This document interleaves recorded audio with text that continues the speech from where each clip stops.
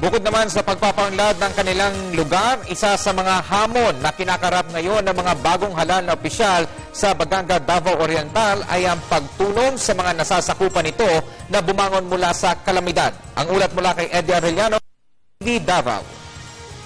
Hamon ngayon sa mga bagong halal na mga opisyalis ng Baganga, Davao Oriental, lalong-lalo na ang bagong alkalde ay kung paano ibangon at paunlarin ang bayan. Sa unang araw pa lang ng pamumuno ni Mayor Arturo Munday, kanyang napansin ang mga kakulangan sa mga programa ng mga nagdaang mga administrasyon kagaya ng Development Plan, Disaster Plan, Zoning Ordinance at marami pa na naging dahilan kung kaya hindi umusad ang ekonomiya ng bayan at dahilan na hindi nila nagamit noong tinamaan sila ng Bagyong Pablo. Vice Mayor Paco, yun ang in-advise ko sa kanila na dapat equip tayo sa mga documents na katulad nitong yung sa Municipal Development Council, yung budget dyan na 20%, kailangan sabi ko ma-adapt na, ma-approve na. Pagkatapos itong MDRRMC, kailangan na-reconstitute na yung council. Pagkatapos pagka-reconstitute, dapat nagawa ng plano for the utilization ng 5%. Kasi yung sa 5% calamity kasi, yung 70% of the 5% of the total area, napupunta yan sa mga preparedness, yung 70%.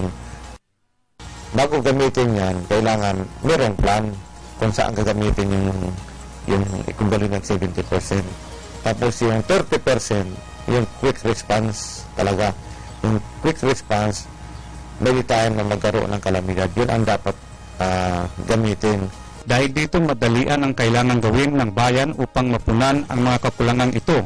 Unang-una sa kanyang prioridad ay ang pagbangon ng mga mamamayan sa pamamagitan ng kanilang mga kabahayan at kabuhayan. Isinagawa naman ng isang General Consultative Planning Workshop para sa kinabukasan ng Baganga na dinaluhan ng mga eksperto sa ekonomiya, planning at development. The purpose of why we're doing this consultative workshop is because the first thing is we wanted actually to have Baganga. Baganga is one of the municipalities that were devastated by Typhoon Pablo, and this is the chance to develop a new town. Meaning to say, this is the chance that we can prioritize industries, the right industry that are climate smart and market driven. The other point is we wanted that whatever this direction should be aligned to the direction of the province, because we are also looking at all LGUs to follow the direction of Ms. Baganga.